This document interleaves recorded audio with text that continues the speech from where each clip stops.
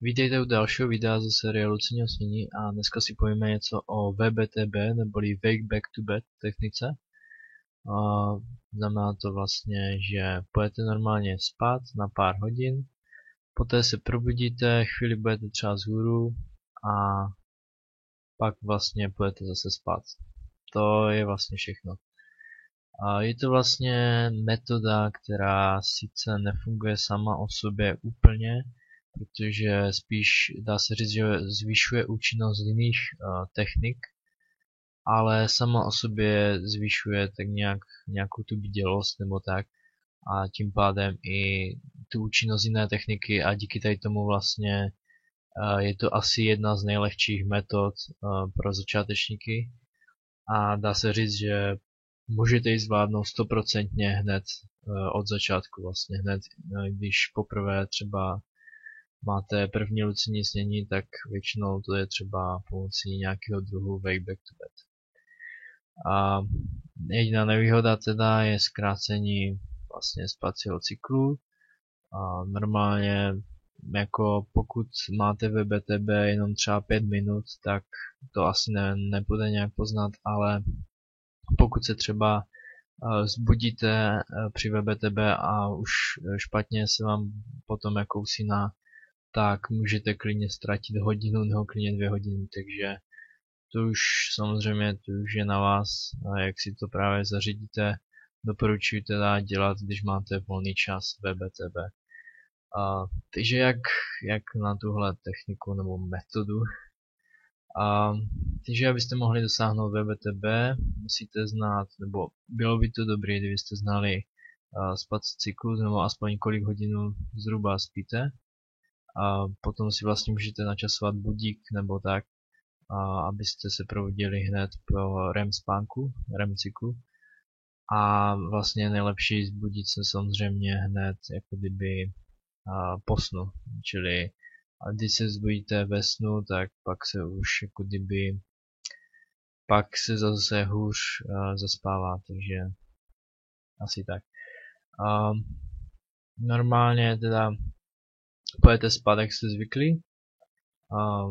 Probudíte se zhruba tak za ty 4 až 6 hodin a vlastně potom se zbudíte buď pomocí teda naturální metody, že si řeknete mantru normálně, teď se zbudím přesně ve 4 hodiny a ten mozek je celkem chytrý a fakt se třeba zbudí třeba přesně ve 4 hodiny, ale samozřejmě ne hodně lidí to dokáže, takže pro většinu lidí bych řekl pro takových 90% je asi nejlepší budík.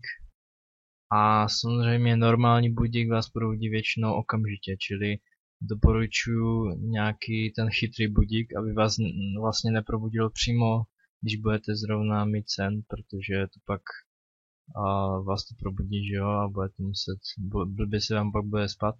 No a chytrý budík vlastně můžete se na nějakou aplikaci na smartphone nebo tablet nebo na cokoliv a to vás bude jako kdyby postupně budit, až na konci REM spánku vás to probudí.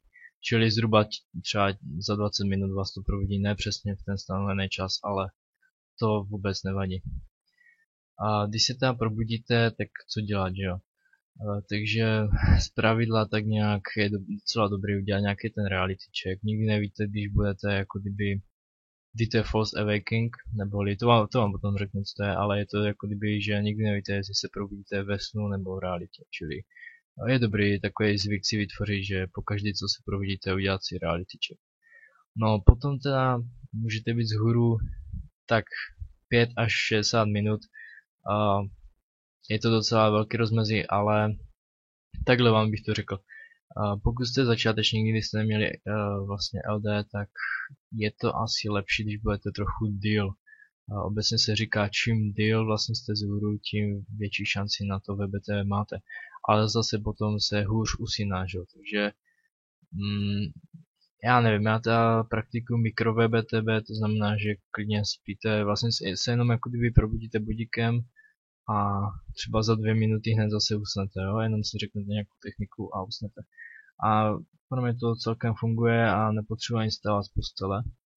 Ale pravda je, že ne vždycky právě mám to LD, čili vlastně čím díly asi zůstanete vzhůru, tím je to lepší. Ale těch 60 minut už je docela dost, takže doporučuji tak půl hodiny, pokud chcete normální WebTV. Takže můžete dělat prakticky cokoliv, ale hlavně se nesmíte během WebTV vystavovat nějakému světlu, nesmíte prostě si dávat sprchu nebo nějak se probudit víc. A to je důležité, že jo, protože pak byste se, nebo můžete, ale pak jako kdyby je to zbytečný, protože pak než usnete, tak bude třeba 2 hodiny, takže pokud já nejste takový tvrdý spáči, no, co hned usnout. No a potom teda hodně důležitý krok je říct si nějakou techniku, protože samotný WebTV bez techniky moc nefunguje. Samozřejmě vám to zvýší takovou tu dělost, ale jako samotná technika to není, takže doporučuji Diodes, ten je asi nejlepší, že si prostě řeknete, budete opakovat nějakou tu mantru před spaním. No a pokud se snažíte o build, tak tam vlastně ten čas strávený v WebTV je vlastně úplně zbytečný, protože vy vlastně se v tom buildu pokoušíte o to, abyste vlastně abyste usnuli a vlastně když se snažíte o to build, tak není lehký vlastně rychle usnout, čili já si myslím, že WebTV z build je celkem nesmysl dělat. Ale hodně lidí to dělá, takže nemám nic proti tomu.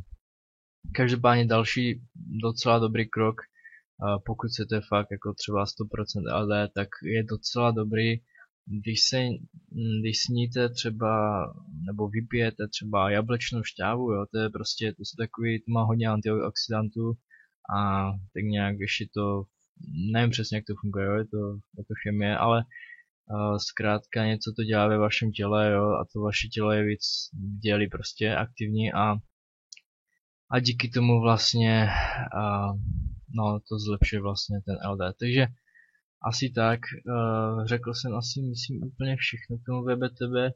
Ještě teda existují řekl bych odrůdy nebo dva typy těhleté metody, ale ty si řekneme někdy později. No a příště bych vám mohl říct něco o třeba mild. Tak jo, na viděnou příště. Bye bye.